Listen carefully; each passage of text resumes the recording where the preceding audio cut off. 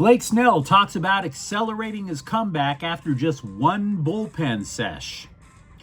With USC basketball's season collapsed, does Eric Musselman have anything going for him? And the Rams are pursuing a third wide receiver, one who would be the number one receiver on any other team. Good morning. I'm James. And this is your daily dose of sports and snark for the greatest sports city in the world, Los Angeles. This is the Faithful Angelenos Morning Report. So it is March 14th, 2026. Welcome back to Michigan. While I am working on the road, we have got a lot to discuss today. So if you like talking about LA sports, if you like being in the know about LA sports, clickety-clack the like button, clickety-clack the subscribe button. There's a notification bell. Hit that. It'll let you know when we drop an update. Sharing is caring. Let people know we exist. And by all means, comment. Before we go through the news, let's take a look at the scoreboard. Clippers 119, Chicago 108. Kawhi Leonard scored 28 points. UCLA upsets Michigan State in the Big Ten tournament quarterfinals, 88-84. Donovan Dent scored 23 points. The Bruins get another scalp to use as they climb up the bracket seedings, but it came at a cost. Tyler Bilodeau is out for today's semifinals with a right leg injury. Imaging needs to be done, and that on its own suggests that this could be a long-term or season-ending thing. Kings 3, New York Islanders 2. Adrian Kempe with his team-leading 26th goal. If the Stanley Cup playoffs started today, the Kings would be in. Meanwhile, today, Denver's at the Lakers at 5:30. Saka Crapo at the Clippers at 7:30. UCLA will face Purdue at 12:30 in the Big Ten tournament semifinals. The Kings are at New Jersey at 4. It's Galaxy Game Day. They will host Sporting Kansas City at 6:30. No Gabrielle Peck tonight due to a red card last weekend over in Colorado.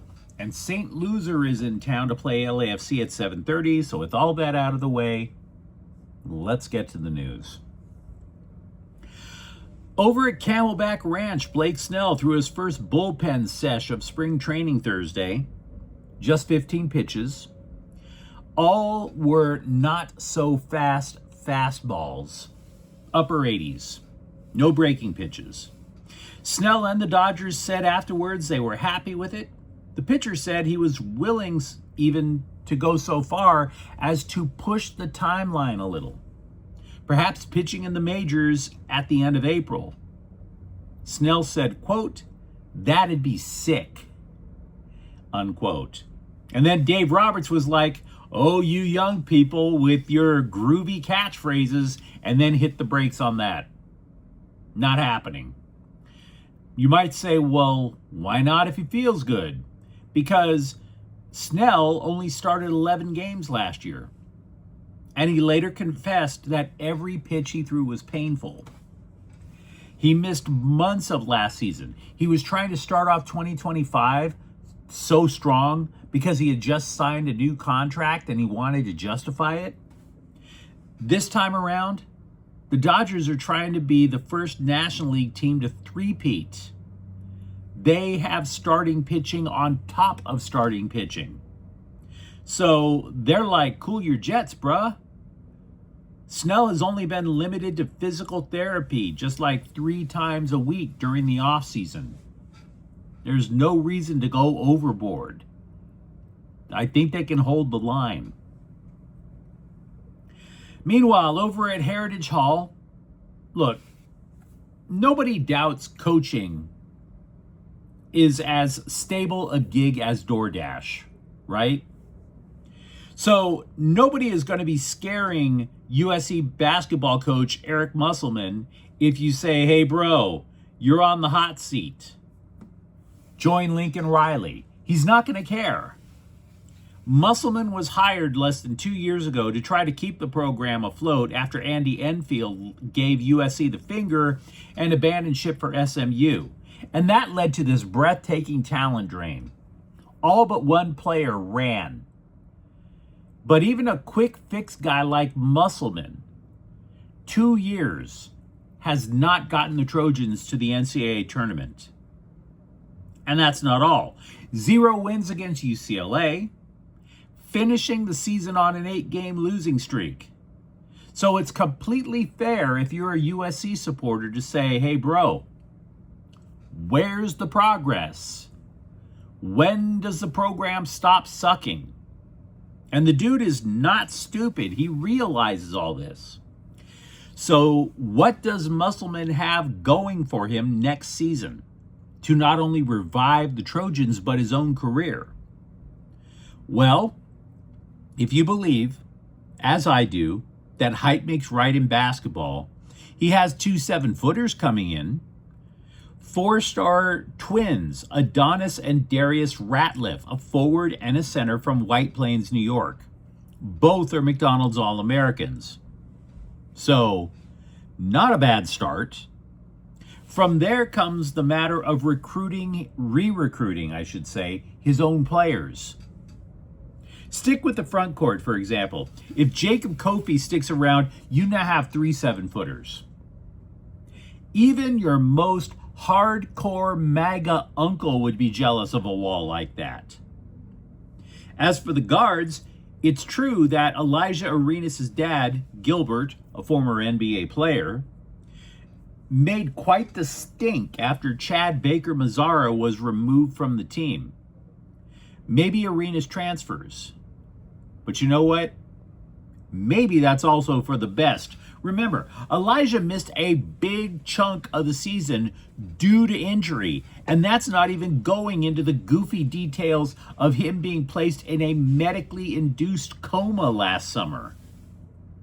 There's that movie franchise, I Know What You Did Last Summer. We have no idea why Elijah Arenas crashed a Tesla into a tree. But we're supposed to believe that it's Elon Musk's fault? Not buying it. Teenager behind the wheel, Elon Musk. Which seems more plausible when you talk about wrapping a Tesla around a tree? Just asking. So to me, this is what makes Rodney Rice returning pivotal. The dude was supposed to be their top guy, and his shoulder blasted out 6 games into the season. Now, there are other Trojans with eligibility left. Center Gabe Dines, guards Jordan Marsh, Amarian Dickerson, Jerry Easter, but the priority to me is Rice. Now, I don't want to say all this like I'm looking at USC basketball through cardinal-colored glasses here, but that's not a bad core to work with.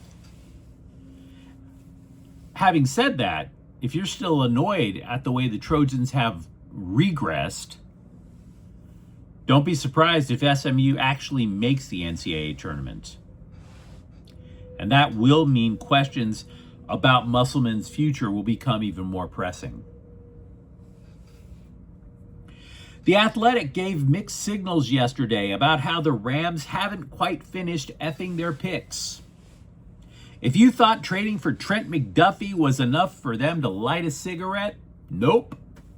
The refractory period is getting shorter. Somebody mixed in a fistful of little blue pills with Les Snead's Raisin Bran. The Rams want Philadelphia wide receiver A.J. Brown. The receiver, who has 4 consecutive 1,000-yard seasons, and by the way, at 28 is in his physical prime, he's been complaining about his role in the Eagles' offense enough to where they're thinking about trading him away. Now, the asking price would obviously be high. The Rams are not particularly interested in sending the 13th overall pick to their annual playoff nemesis.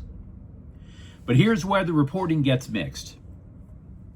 Late yesterday, The Athletic reported Philly is not interested in trading Brown at this time. Now, that doesn't mean diddly-poo. Here's why.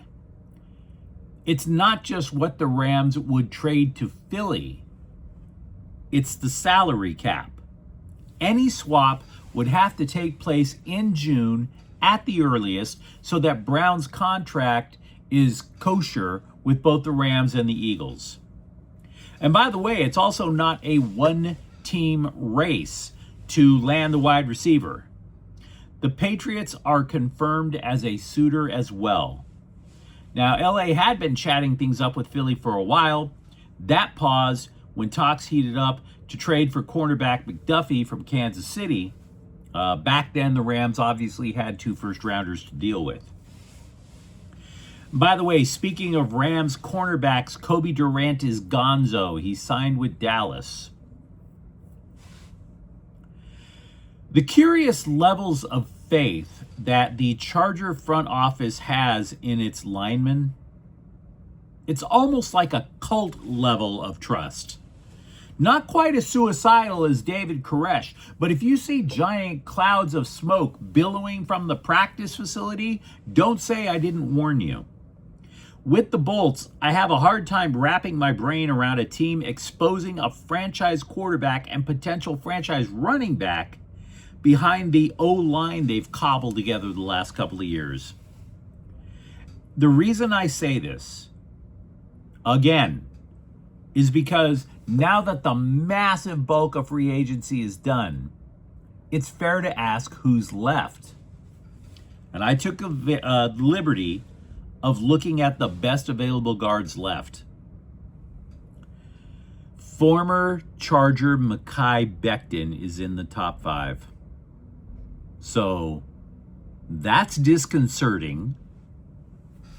And by the way, if you thought Deshaun Hand was pretty decent at stopping the run, don't look now, but the dude signed with Atlanta.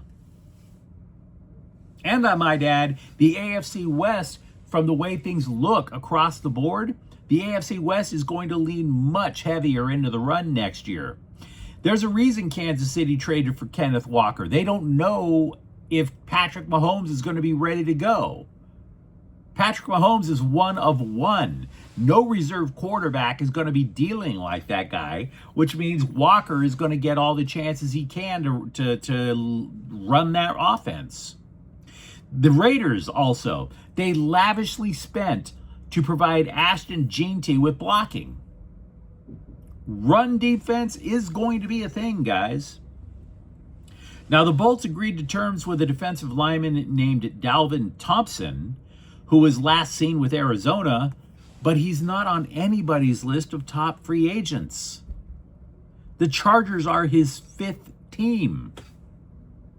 So the best I can assume is this is the primary backup defensive tackle behind T.R. Tart. But